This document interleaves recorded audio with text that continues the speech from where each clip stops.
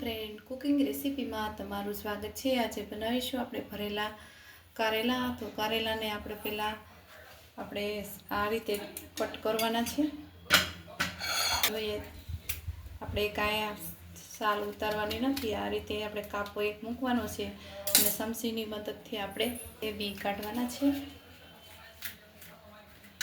આ રીતે કારેલા એક પછી એક બધા બી કાઢી અને કાપો મૂકવાનો છે વચ્ચેથી।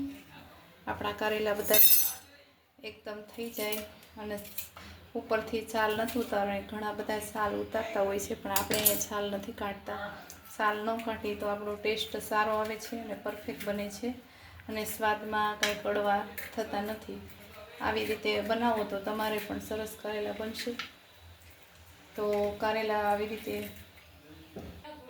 આપણા બધા તે છોલ કાઢી લીધો છે અંદરથી। જો તમને બધાને દેખાશે, જો આ રીતે આપણે કાપો મૂકી અને કારેલા છે એ મીડિયમ સાઈઝના છે, એટલે આપણે કાંઈ એમાં બેગ વચ્ચેથી કાપો મૂકવાની જરૂર નથી।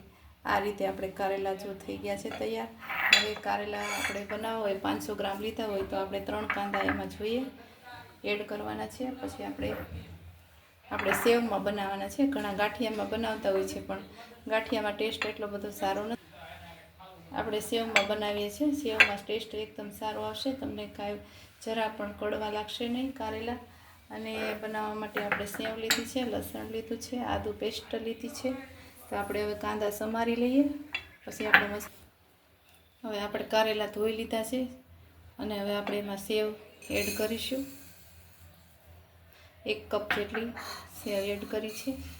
એમાં આપણે અડધી ચમચી જેટલું આપણે આદુ એડ કરીશું અને લસણ એડ કરીશું અને જોઈતા પ્રમાણ મરચું પાવડર આપણે 1 ચમચી એડ કરીશું। અડધી ચમચી જેટલી હળદર એડ કરીશું। અડધી ચમચી જેટલું આપણે હળદર જીરું પાવડર એડ કરીશું। ખાતા હોય તો તમારે લાલ મરચું પાવડર વધારે એડ કરવાનું અને પૂરતા જોઈતા પ્રમાણમાં આપણે મીઠું એડ કરીશું। મીઠું આપણે થોડું પ્રમાણે મીઠું એડ કરીશું। 4 સ્પૂન જેટલું આપણે તેલ એડ કરીશું। તે આપણે કારેલા ભરવાના છે। આવી રીતે આપણો મસાલો તૈયાર કરવાનો છે। મિક્સ કરી અને કારેલામાં, અને ચોમાસામાં કારેલા જોવા મળે છે, આપણે બીજી ઋતુમાં મળે પણ ઓછા મળે છે અને ચોમાસામાં વધારે કારેલા જોવા મળે છે। તો આપણે આ રીતે કાપવો મૂક્યો તો એ આ રીતે આપણે મસાલો ભરવાનો છે।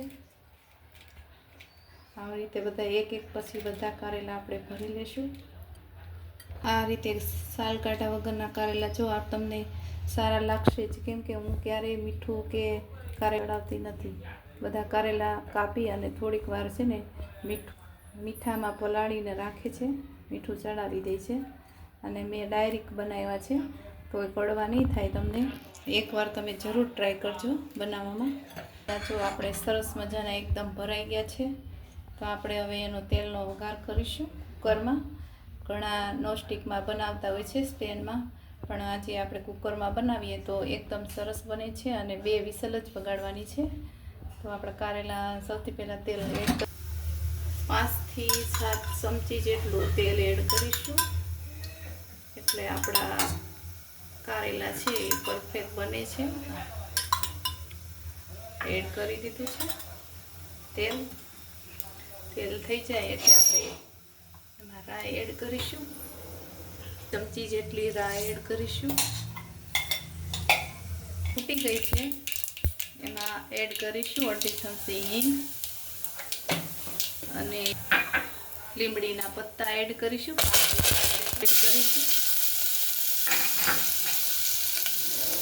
ચાલુ રાખીએ। આ રીતે લસણ સેજ લાલ જેવું થાય ત્યાં સુધી, બ્રાઉન કલરનું ત્યાં સુધી શેકાવા દેવાનું છે। ગેસની મીડિયમ ફ્લેમ રાખવાની છે। એટલે લસણ હવે કાંદા એડ કરીશું। એમાં તાપે આપણે ડુંગળી શેકાવા દેવાની છે। આ રીતે થોડી વાર શેકાવા દઈશું, ડુંગળી થાય ત્યાં સુધી આપણે એને ફ્રાય કરતું રહેવાનું છે। આ રીતે ડુંગળી શેકાઈ ગઈ છે, એકદમ મસ્ત બની ગઈ છે, ડુંગળી બફાઈ ગઈ છે। હવે આપણે એમાં એડ કરીશું મીઠું પણ સ્વાદ પ્રમાણે મીઠું એડ કરીશું, કેમ કે મીઠું આપણે મસાલામાં એડ કર્યું છે એટલે આમાં ઓછું એડ કરીશું. અડધી ચમચી જેટલું હળદર પાવડર એડ કરીશું, અડધી ચમચી જેટલું લાલ મરચું પાવડર એડ કરીશું, અડધી ચમચી જીરા પાવડર એડ કરીશું. જે આપણે હલાવવાનું છે. આપણો મસાલો તૈયાર થઈ ગયો છે વઘાર. હવે આપણે એમાં થોડીક વાર ચડવા દઈશું મીડિયમ ફ્લેમમાં. તો તેલ ઉપર આવી જાય ત્યાં સુધી ચડવા દેવાનું છે. તમે જોઈ શકો છો આપણું તેલ ઉપર આવી ગયું છે, મસાલો એકદમ છે. હવે આપણે એમાં એડ કરીશું કારેલા. આપણે એક એક એડ મૂકતા જઈશું. આ રીતે ગોઠવવાના છે. આ રીતે તમે બનાવશો તો કારેલા સેજે કડવા નહીં થાય, અને ઘરમાં બધાને કારેલા ભાવતા હોય છે.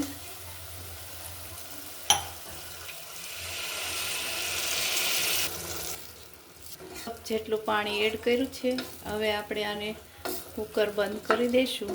2 થી 3 વિસલ વગાડવાની છે. આપણા તૈયાર થઈ જાય. બંધ થઈ ગયું છે આપણું. હવે આપણે 2 થી 3 વિસલ વગાડવાની છે. પછી આપણે કારેલા આપણા તૈયાર રેડી થઈ જશે. એકદમ પરફેક્ટ બની ગયા છે. આ રીતે જોઈ લેવાનું સરીની મદદથી. આપણા કારેલા જો તમે જોઈ શકો છો કે આપણા કારેલા ચડી ગયા છે.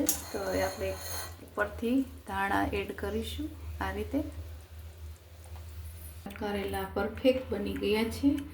તો અમારી ચેનલને લાઈક કરજો, શેર કરજો, સબસ્ક્રાઈબ કરજો અને બેલ આઇકન બટન દબાવશો એટલે અમારી રેસીપીના નવા નોટિફિકેશન તમને જોવા મળશે.